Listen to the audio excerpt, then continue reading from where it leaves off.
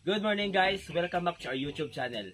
And for today's video, ituturo ko sa inyo step-by-step process na ginawa ko sa pag-claim ng aking YouTube payment.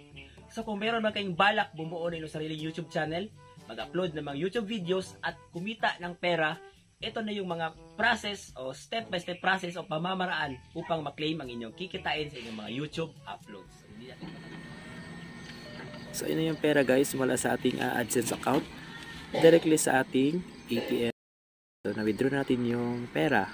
Walang kahirap-hirap, diba?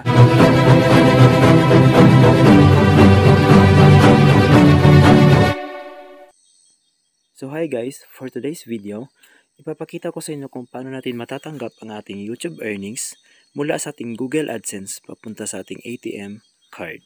Let's go! So, ang unang gagawin, punta tayo sa ating Chrome o anumang browser na meron tayo sa ating phone or laptop. And then, i-open natin yung Google AdSense ng ating YouTube channel kung meron man. O kung wala pa, madami mga tutorial sa YouTube upang malaman natin kung paano nga ba mag-sign up sa AdSense. So, search na natin ang AdSense. And then guys, pinutin na natin yan. Yan yung link na magdadirect doon sa atin sa ating AdSense account. And then, so, dahil meron na tayong account, ang pipinutin natin ay ang mag-sign in. Kapag bago lang ang iyong YouTube channel at kapag hindi ka pa na-verify or bago ka lang na-verify, dyan ka sa start or sa magsimula. So, mag-sign in tayo gamit ang ating AdSense account.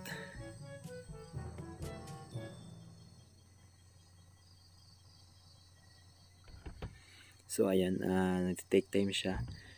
And ayan guys, kung nakikita nyo dito sa right side, nandyan yung logo ng ating YouTube channel.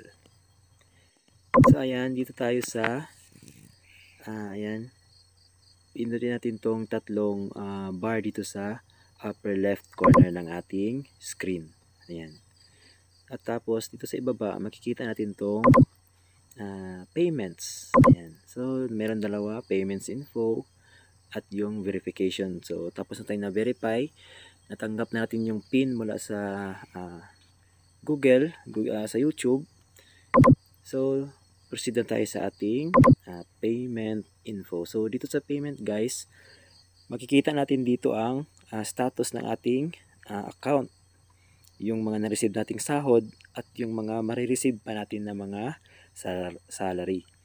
So, for this month, ayan guys, naiwan na lang sa aking YouTube account ay $3 kasi nga na-withdraw ko na siya noong January, yung sahod ko.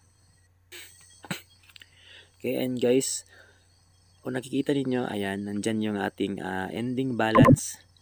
So, ipapakita ko sa inyo yung transaction natin noong January. Ayan, January 14, automatic payment, bank transfer to my bank account. So, ang pumasok sa aking account ay $149.99. So, yun yung sahod ko sa month of January kasi naabot ko yung $100 na threshold sa month na yun and makukuha ko yun lahat for the month of January. So, minus na doon yung mga tax. So, ayan. Pumasok na siya guys. Yun lang. So, mag-sign out na tayo.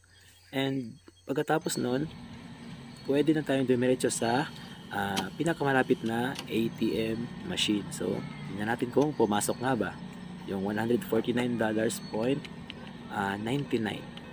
$149.99. So, balance inquiry muna natin. Okay. After ng mag-balance inquire, so check natin. Okay. So, antayin natin ng kaunti. And, ayan. Current balance 8,047. So pumasok siya guys, 'di ba? Napakadali. And ayan, tingnan natin. Withdraw na natin 'to kaagad. So ayan yung withdrawable amount.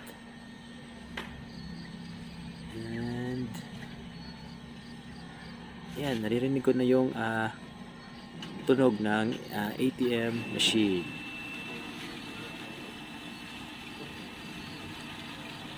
So, ayan na. Antayin na natin ng kaunti. Ayun.